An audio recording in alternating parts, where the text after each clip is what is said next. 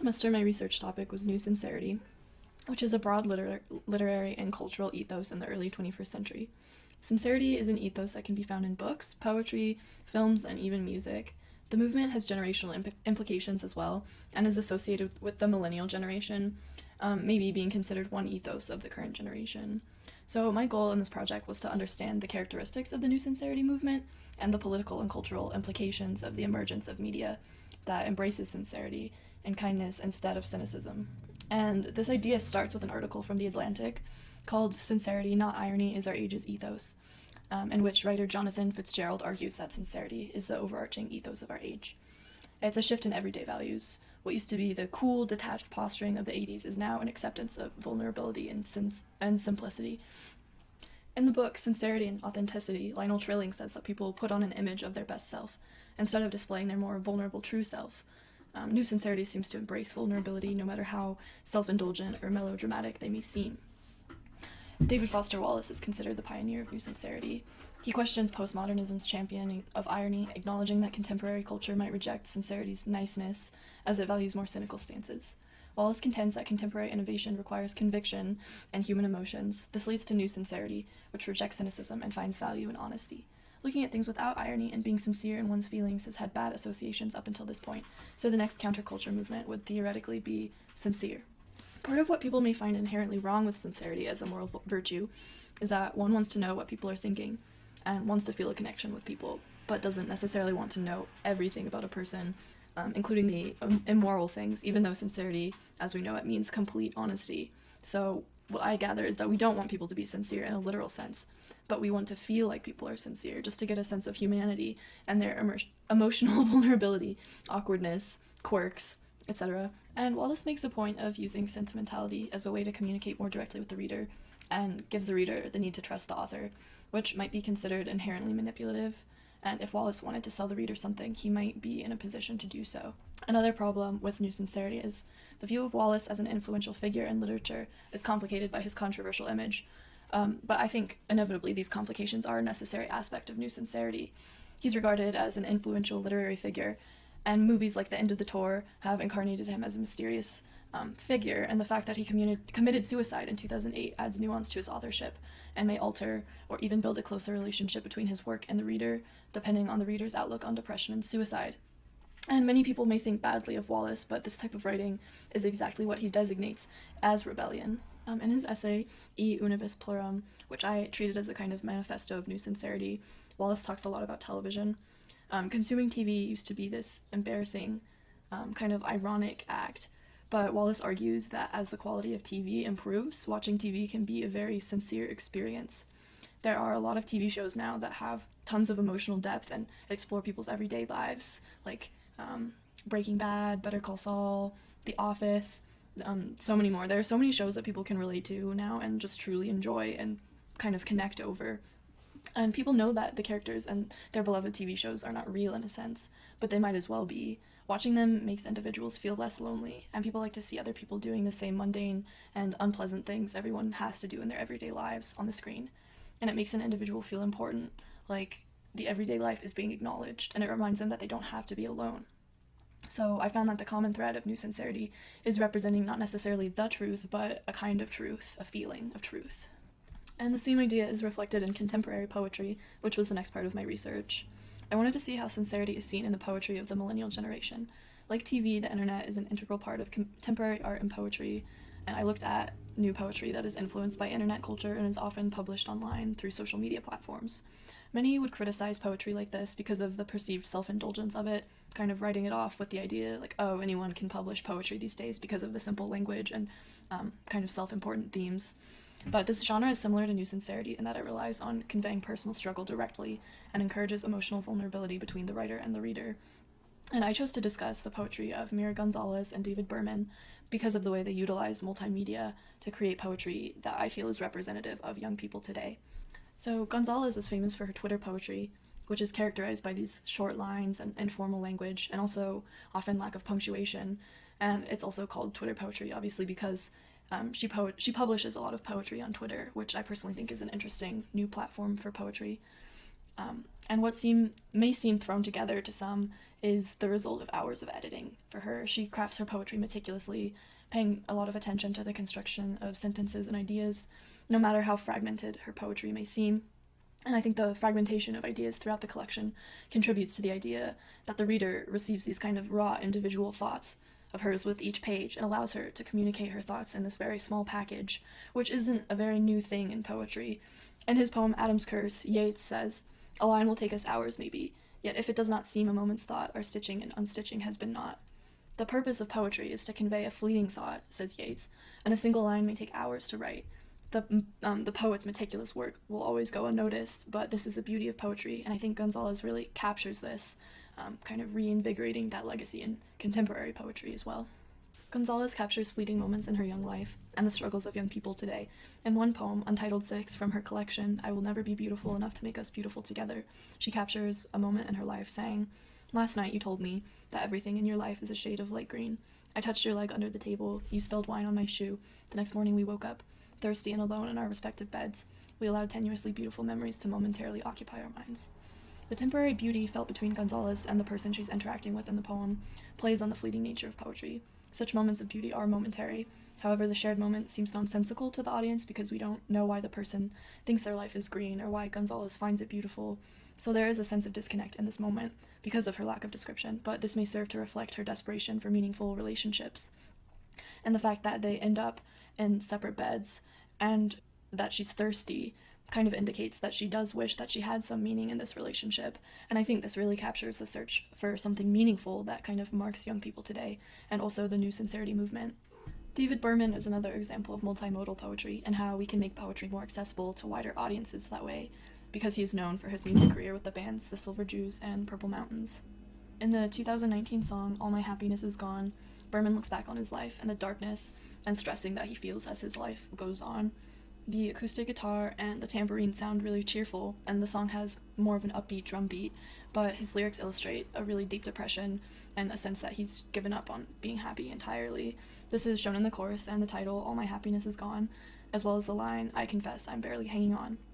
He says, "Friends are warmer than gold when you're old, and keeping them is harder than you might suppose. Lately I tend to make strangers wherever I go. Some of them were once people I was happy to know." In these lines, he illustrates the sense of alienation that comes with getting old, or perhaps with depression in general. This feeling of loneliness in the 21st century parallels the feelings that Gonzalez expresses in her poetry as well. He says that he was once happy to know people, which mirrors how he once appreciated simple beauty, but now he confesses that he can't even do that.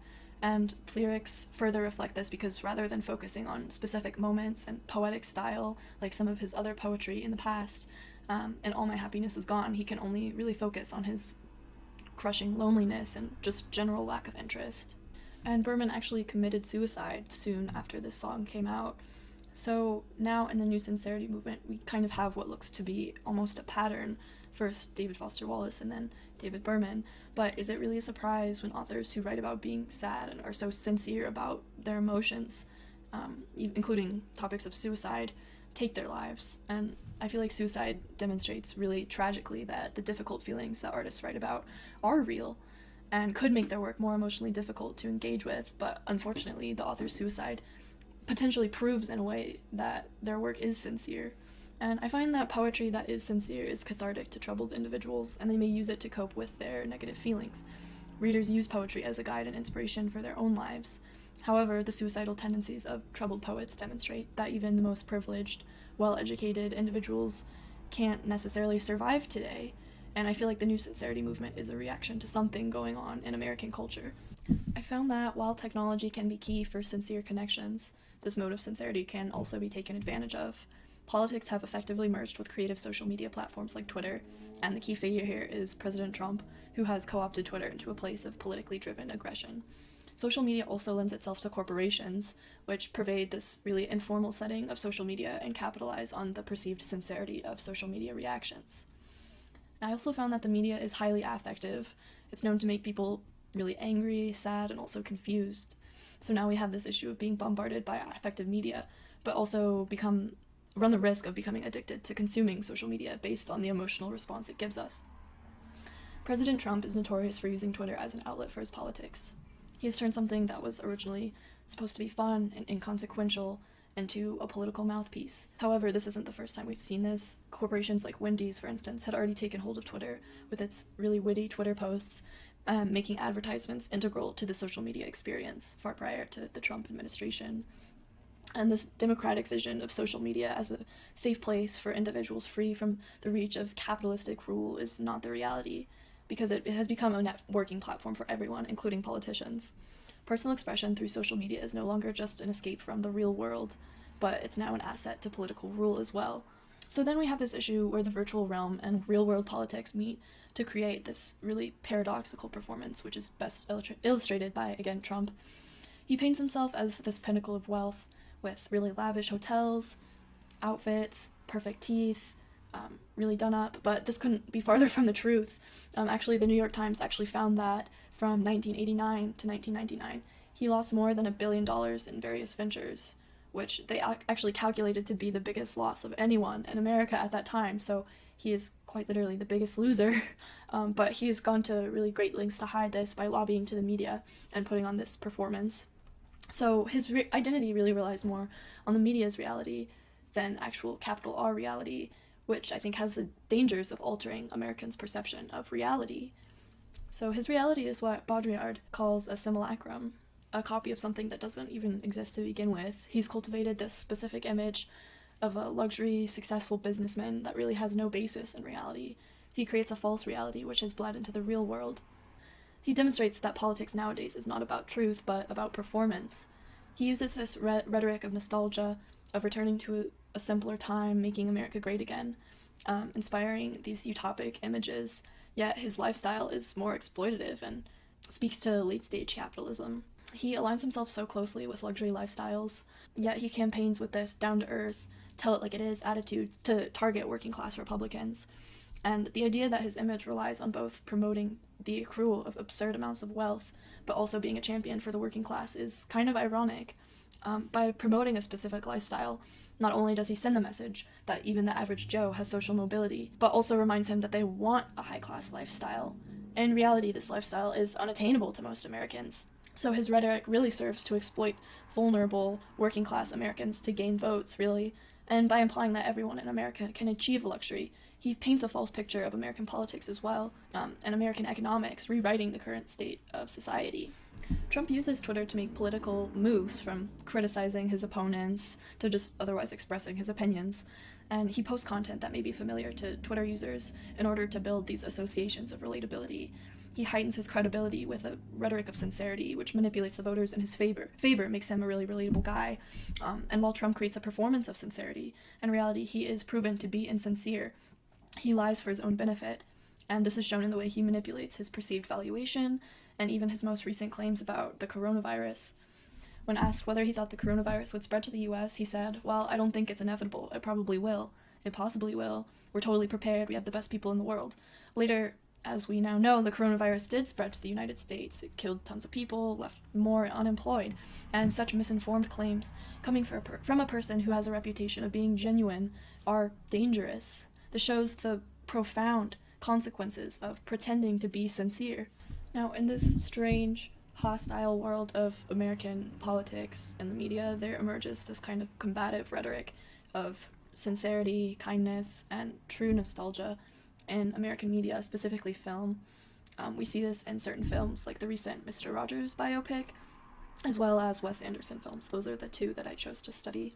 The Mr. Rogers biopic shows the cynical journalist's quest to uncover the truth behind Fred Rogers' kind image, but all the journalist really finds is a genuinely nice guy, and ultimately his life is changed by Mr. Rogers. Now, this is based on reality, and a lot of people concur that Mr. Rogers was indeed sincerely kind human being, so this film seems to target the contemporary audience's lack of faith in public figures. It shows that there are trustworthy figures who do make a living by genuinely caring for people, which is kind of the antithesis to President Trump. I also chose Wes Anderson films, specifically The Royal Tenenbaums is critically acclaimed, I think probably because it tackles this core humanity and it recognizes that people are cynical, but beneath it lies this sincere emotion. So it tells the story of Royal Tenenbaum, the patriarch of the Tenenbaum family, who pretends to be sick to kind of bring his estranged family together. And while the family's reunion is a ruse, it really does bring the family together in a way, and it brings their deepest emotions to light and shows these really tender moments, emotional moments between them. So there is a clear emotional sentimentality to be found there.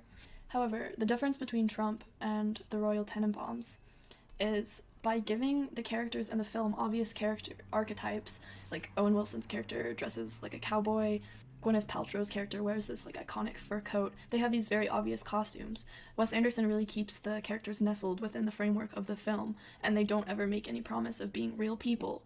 There are various montages depicting their characters' unlikely histories as child geniuses as well. So it's so unlikely that we know that Gwyneth Paltrow isn't actually her character Margot, Luke Wilson isn't actually Richie, Owen Wilson isn't actually the character in the film Eli, and so on, because no one exists like them in real life, and it's the opposite of hyperreal. Trump uses his sincerity for a specific political purpose, but Anderson uses sincerity to tell a fictional story, and there are less consequences involved in Anderson's storytelling. While Anderson could be in a position to sell a specific idea, he doesn't.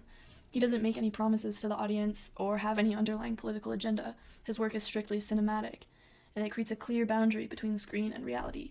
The detailed world that he creates with a specific color palette, cinematography, directing style, it's very obvious, and even something as subtle as the film's aspect ratio indicates that this is a framed picture, a new world that exists purely on the screen.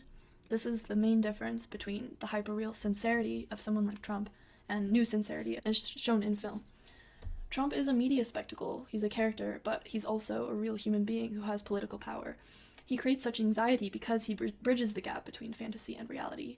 Anderson's films are cynical and sarcastic on the outside, and genuine on the inside, while Trump's rhetoric is the opposite. Politicians like Trump utilize the rhetoric of sincerity in the media to market themselves, but they also promote violence and negativity, whereas there are figures like Anderson and Rogers who promote the new sincerity ethos in an attempt to celebrate both sincerity and empathy between human beings, to uplift them and to tell a story. The boundaries of the original New Sincerity movement are unclear, but sincerity as a virtue remains apparent in our culture today, seen in all this literature, poetry, music, film, and even advertisements. Associated with the millennial era, New Sincerity is a reaction to postmodern and digital age cynicism, though the New Sincerity concept of strong reader-writer or corporation-consumer relationship allows for the potential to harness human vulnerability for capital gain. Though New Sincerity has evolved from what David Foster Wallace intended, what still remains is young people's attempts to find meaning in the chaotic, hyper-real world